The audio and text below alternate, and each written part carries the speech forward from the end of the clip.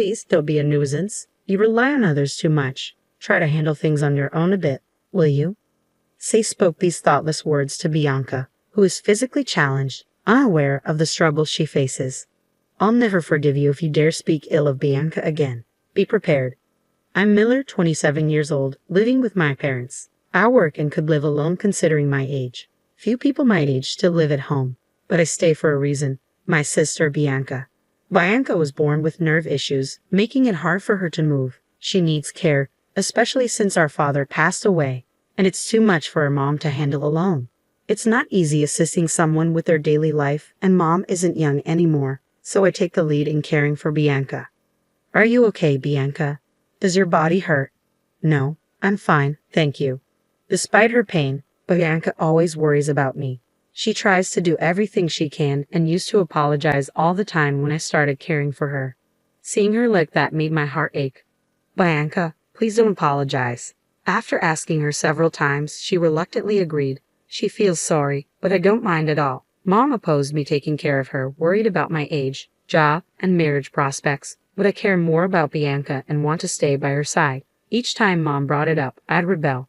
I want to be with Bianca. Reflecting on it now, I was quite childish. Mom understood it and stopped objecting.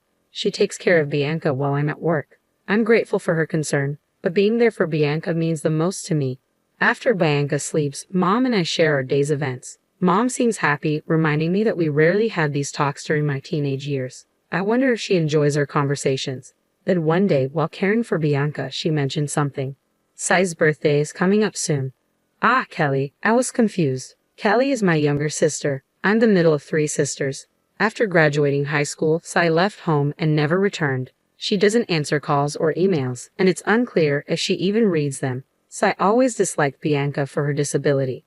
Bianca, you're gross. Stay away from me, she would say, causing trouble for Mom and Bianca. As a child, she found Bianca's differences suspicious. When Mom scolded her, "Hey, you can't say that," Kelly would behave for a while but soon start harassing Bianca again, hiding her pencil case, using foul language. Mom and I were exasperated with Sai. As she grew into a teenager, her attitude towards Bianca worsened. She started staying out late, and it wasn't unusual for her not to come home. No matter how much we cautioned her, she'd yell, "Shut up, don't interfere," and storm out. Eventually, Mom gave up. Just let her be. On the day Sai left home after high school, she said to Bianca, "Please don't trouble me. I mean, you're too dependent on others. Try to do something on your own for a change." Oblivious to Bianca's situation, Sai added these words. Despite her limitations, Bianca tried to be independent. She browsed job listings with her immobile body, determined to work. Ultimately, she couldn't find employment and remained home, but she never stopped trying to increase what she could do by herself. I couldn't forgive Sai for her heartless remarks. As I was about to lash out, Bianca stopped me. "Maybe that's how Kelly sees it. Sorry for being such a burden," she said, looking at Kelly with a mix of irritation and resignation. Kelly left home, and we lost touch. I heard from relatives that she got married right after high school, likely spending time at her boyfriend's place even before that. Initially, I tried reaching out, but she never responded, so I tried to live without thinking about Kelly. "Bianca, are you going to contact Kelly again this year?" "Yeah, I think I'll try." Despite the hurtful words, Bianca still sent birthday messages to Sai, knowing she wouldn't reply. She said she wanted to at least wish Sai a happy birthday since she couldn't do much for her. I told her she was kind, but she always denied it. "Just normal," she'd say, shyly smiling. Months later, Mom and I stood beside Bianca, who lay peacefully in her hospital bed. Her condition had worsened after Kelly's birthday, and she passed away. It was heartbreaking to see Bianca, who could no longer speak, and I cried daily. There was no reply from Kelly, even when I informed her of Bianca's death. There was no response. Though I resented Bianca, she was still family. I hoped for even a single word, but it seemed I expected too much. I sent the funeral details, but Kelly didn't reply or attend. Mom, either resigned or forgetful, never mentioned Kelly again. After the funeral, Mom and I cleared out Bianca's room. In the closet, I found an album I never knew Bianca had. It contained photos of Bianca, Mom, and me on outings, along with pictures from my childhood. When I asked Mom if she knew about these photos, she revealed that Bianca had secretly collected photos of me, finding strength in my smile. Hearing this, I burst into tears, sobbing like a child while Mom comforted me. Then I felt something warm on my head. Looking up, I saw Mom crying too, holding my hand. Bianca was that loved. A year has passed since Bianca's departure. Since then, my heart has felt empty, filled with a sense of loss. My days are spent in a job. I don't enjoy my days anymore. While Mom and I remain close, it's not enough to fill the void Bianca left. I often wonder what will become of me. One day, I got a call on my mobile phone from an unknown number. Who could it be? After a few rings, I answered, and the person on the other end was unexpected. Hello, this is Sterling, Kelly's husband. Excuse me, you're Kelly's husband? I asked, taken aback. That was Kelly's husband, Sterling, my brother-in-law. The mystery deepened. What could Sterling possibly want with me? Yes, he replied, his tone sounding somewhat angry. Do you need something? I asked, waiting for his next words. Please pick up your sister with disabilities. We've been looking after her for 6 months now, Sterling said, even more surprising me. An impossible situation had arisen. Bianca was with Sterling. I was so taken aback I fell silent. Thinking I was upset, Sterling pressed on. Why are you silent? Don't you care about your sister? What kind of human are you? His words bewildered me, but I finally spoke up. Bianca passed away a year ago. Sterling, perhaps in his excitement, wasn't listening, tired of caring and just dumping her on someone else. Your sister looks so sad, like she's been abandoned. This conversation was going nowhere. I interrupted Sterling to repeat. Bianca died a year ago. After a brief silence, Sterling finally spoke. Is that true? It seemed my words had finally reached him. I calmly explained to a now composed Sterling that Bianca had died a year ago, and that it was Kelly, not me, who had disliked Bianca. I also mentioned that we had informed Kelly when Bianca passed away. Shocked, Sterling seemed at a loss for words. Then, with a trembling voice, he said, Then who's the woman in our house? Excuse me, I asked, listening intently to Sterling's story. Apparently, 6 months ago, Kelly brought home a woman in a wheelchair, claiming she was her sister. Initially, they tried contacting us repeatedly, but Kelly had dismissed their efforts, saying, Nobody will listen. It's pointless. Refusing to acknowledge us despite claiming the woman was Bianca, Kelly didn't care for her at all. After returning from work, all the care fell on Sterling. Despite hearing the entire story, I could have grasped the situation, and it seems Sterling himself felt the same. Would you mind coming to our house? Maybe it's better to talk in person.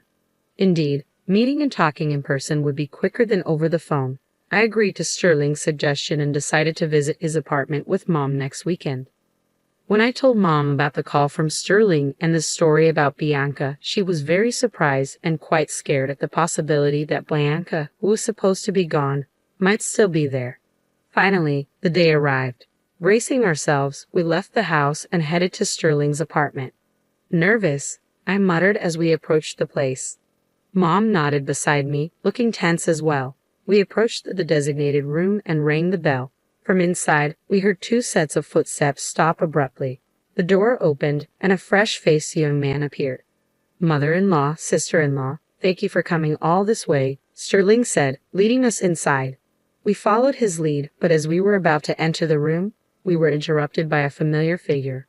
Hey, why are you here? I didn't call you, and you haven't even met Sterling. Just do as I say, and leave quickly, Kelly said, trying to block our entry. Claiming to be the sister, Kelly didn't care for the woman at all. She physically blocked us, creating a wall to prevent us from entering the living room. However, we managed to get past her. Turning to Sterling's side, I saw a woman sitting in a wheelchair, her eyes filled with fear and uncertainty.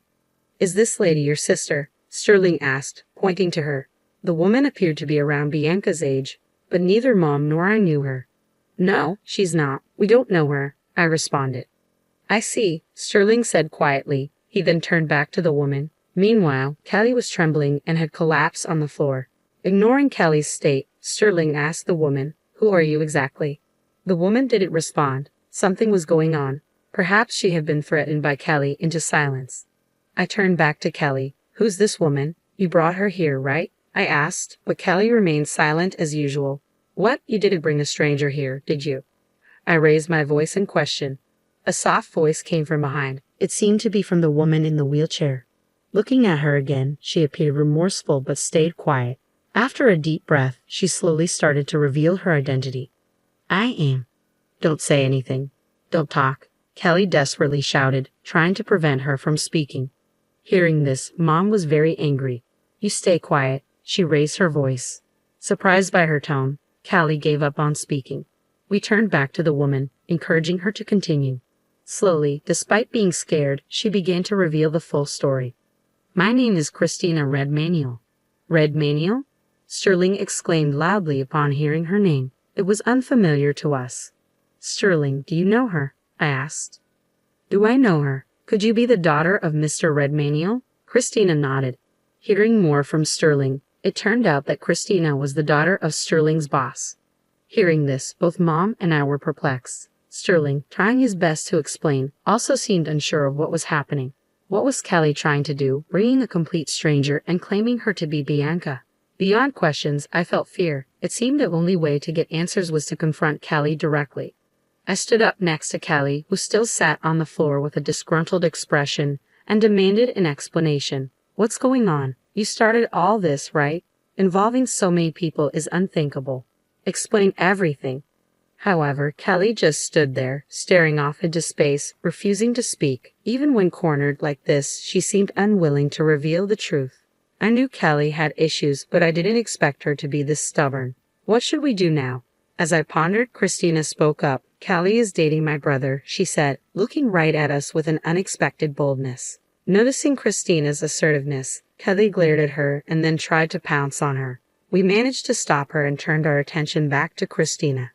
Stammering at times but earnest, Christina shared her story.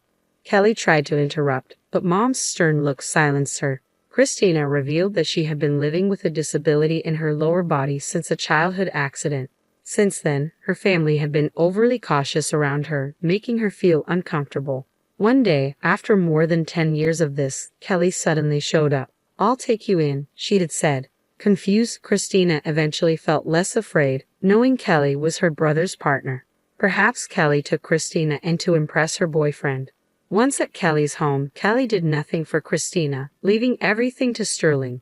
When alone with Kelly, the kindness shown at the time of taking her in vanished. You're in the way, Kelly would often say, negating Christina's existence. The way she treated Christina was similar to how she had treated Bianca. A nuisance. Go away. Don't be a dependent. Hearing this, I was shaking with anger. Such a person being my sister was too shameful. What do you mean, Kelly? I asked. Kelly retorted loudly, it's all Sterling's fault. He's always busy with work and doesn't pay attention to me. That's for the family's sake. How dare you talk so arrogantly when you don't even work? Sterling was clearly angry, hearing such childish excuses. If you're not working, it would be nice to have Sterling go to work for you, I said, watching Kelly continue with her excuses. I was overwhelmed with anger like never before.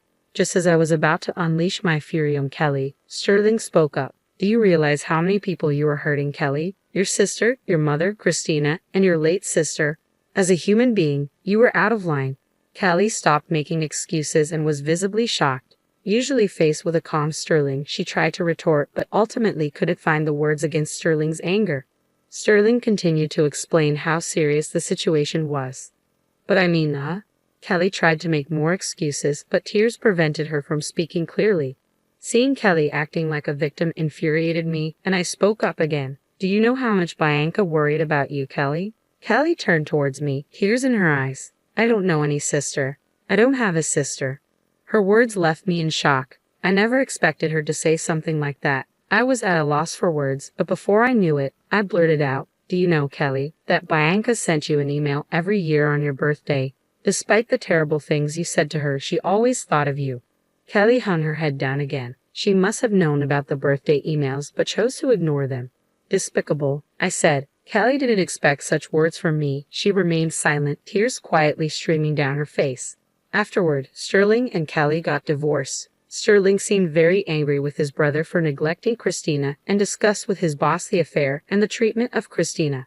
Soon, rumors about the brother, some perhaps unfounded, began to spread in the company. He tried to endure it first but eventually resigned. Kelly, after the divorce, moved in with Christina's brother, but with him leaving his job, they had no source of income. They moved from their previous residence to a cheaper apartment and somehow managed to get by.